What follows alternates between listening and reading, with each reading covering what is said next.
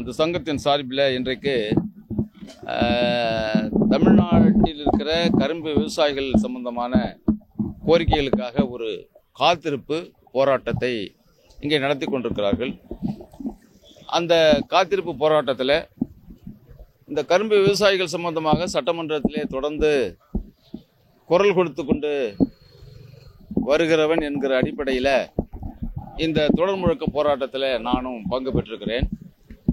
இந்த சங்கத்தினுடைய மாநில பொதுச் செயலாளராக தோழர் ரவீந்திரன், மாநில தலைவராக தோழர் வேல்முருகன் உள்ளிட்ட நிர்வாகிகள் இந்த சங்கத்தை மிகவும் சிறப்பாக செயல்படுத்தி கொண்டிருக்கிறார்கள்.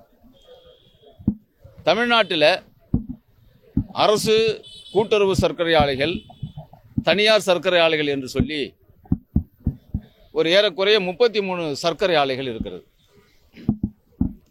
அந்த 33 சர்க்கரை ஆலைகளில் ஏராளமான கூட்டுறவு சர்க்கரை ஆலைகள் அரசனுடைய தவறான நிர்வாகத்தினால அந்த சங்கத்தை, அந்த கூட்டுறவு ஆலையை செயல்படுத்துகிற அரசு அதிகாரிகளுடைய தவறான நிர்வாக சீர்கேடு காரணமாக பல ஆலைகள் இன்றைக்கு மூடி கிடக்கிறது.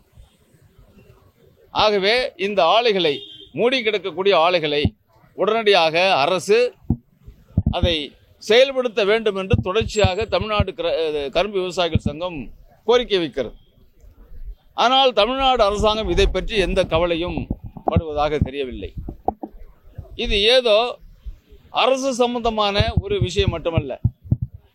இந்த கரும்பு விவசாயத்தை நம்பியிருக்கக்கூடிய பலாயிரக்கணக்கான விவசாயிகள், பலாயிரக்கணக்கான அவர்களுடைய குடும்பங்கள், பலாயிரக்கணக்காக இந்த சர்க்கரை ஆலையிலே பணிபுரியக்கூடிய ஊழியர்கள், இவர்களுடைய நலன் சார்ந்தது இது.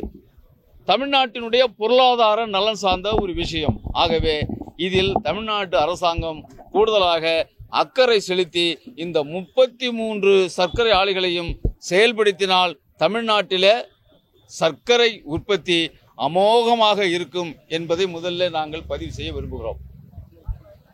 இப்படி சர்க்கரை ஆலை மூடி கிடக்கிறதுனால விவசாயிகள் கரும்பு விவசாயம் செய்வதற்கு யாரும் இப்பொழுது முன் வருவதில்லை. ஆகையினால தமிழ்நாட்டில் சர்க்கரையினுடைய உற்பத்தி தமிழ்நாட்டினுடைய தேவைக்கு ஏற்ப இல்லை. ஆண்டுக்காண்டு விவசாயமும் குறைந்து கொண்டு வருகிறது, அதை ஒட்டி சர்க்கரை உற்பத்தியும் குறைந்து கொண்டு வருகிறது. ஆகவே கரும்பு விவசாயிகளுக்கு சர்க்கரை ஆலைகள், தனியார் சர்க்கரை ஆலைகள் கிட்டத்தட்ட 1200 கோடி ரூபாய் பாக்கி வச்சிருக்கிறாங்க. இது அரசாங்க பணம் இல்லை, தனியார் சர்க்கரை ஆலை முதலாளிகள் கரும்பு விவசாயம் செய்யக்கூடிய விவசாயிகளுக்கு கொடுக்க வேண்டிய தொகை. இதை தொடர்ச்சியாக நாங்கள் கேட்கிறோம்.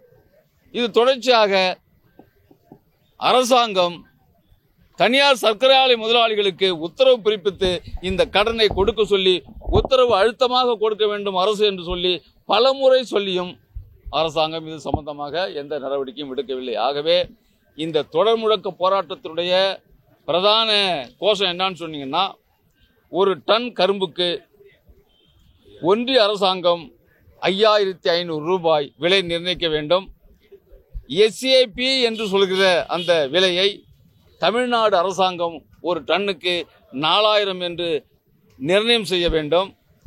தனியார் ஆலைகள் கொடுக்க வேண்டிய அந்த கடன் 1217 கோடி ரூபாயை உடனடியாக விடுவித்து கரும்பு விவசாயிகளுக்கு கொடுக்க வேண்டும்.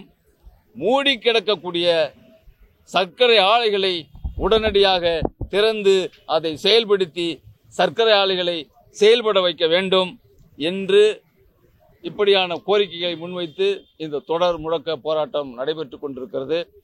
அரசு உடனடியாக இன்றைக்கு இந்த தொடர் முழக்க போராட்டத்தில் எழுப்பியிருக்கிற இந்த பிரச்சனைகளை தீர்க்கவில்லை என்று சொன்னால் தமிழ்நாடு முழுவதும் கரும்பு விவசாயிகளை திரட்டி ஒரு வலுவான போராட்டத்தை தமிழ்நாட்டில் கரும்பு விவசாயிகள் நடத்துவார்கள் என்பதை அரசுக்கு தெரிவித்துக் கொள்கிறோம்.